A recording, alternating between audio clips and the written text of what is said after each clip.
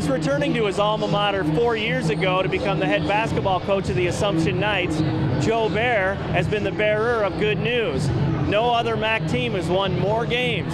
And yes, he's had several tremendous coaching stops along the way, but he says he did not come here with some secret formula for success. It was a journey back, you know what I mean? It was one of those. I love the Assumption community. I love Assumption High School. It was a great home to me as a high school student. It's something when I left, I always kind of knew if I had the opportunity, I'd love to come back and kind of give service back to the school. You know, it was a journey where I needed to kind of go out and see a couple of new things. And I had the opportunity to work at a couple places where I learned a ton from more experienced coaches. And the idea was to always kind of look to come back and maybe find a program of my own. I was just fortunate to be here. These are the games that it's for. And ever since I got back here, I've just been amazed at the quality of kids. A lot of that stems from their parents. We've had a great group of parents that have modeled things for their kids. When we get them, they do everything we ask of them. They're great kids on and off the court.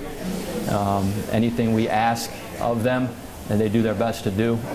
You know, the Pete Finns, the Sean Finns, the Daniels, the Vondahars, Sammy Baldwin, Blake Schnee, that can go on for a while. But a lot of these kids, very receptive of coaching. Very acceptable to be held accountable and do the right things, not only on the court to be successful, but off the court as well. So it's been a fun group to have these last 3 or 4 years, and it's kind of neat because now they're getting to that college age where you can kind of see them as men. Coach Barrer, with his legacy, the way that they played back when he played, it's all about the team, all about the next play, all about moving on, all about just making the right play with your teammates and playing 15 as one, really.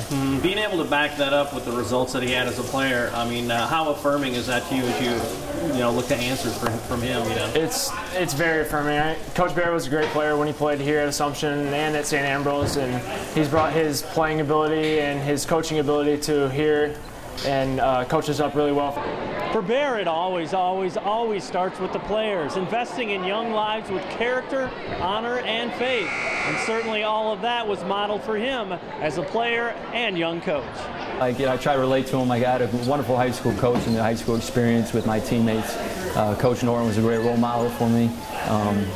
And that's something we try to emulate back here when I came back. I'd love to give these kids the same experience that I had as a player. And hopefully they develop lifelong relationships, become better people, and along the way we'll throw a lot of basketball at them, and hopefully we're successful there. But it's more about the journey and the process that we're able to have with these young men. His character has definitely spoken to me. I mean, he is really a faithful guy, and that's what really got me into FCA and that stuff. With Coach Barrer being as faithful a person as he is, he really stresses going to mass and being intrigued in your faith life and all that stuff.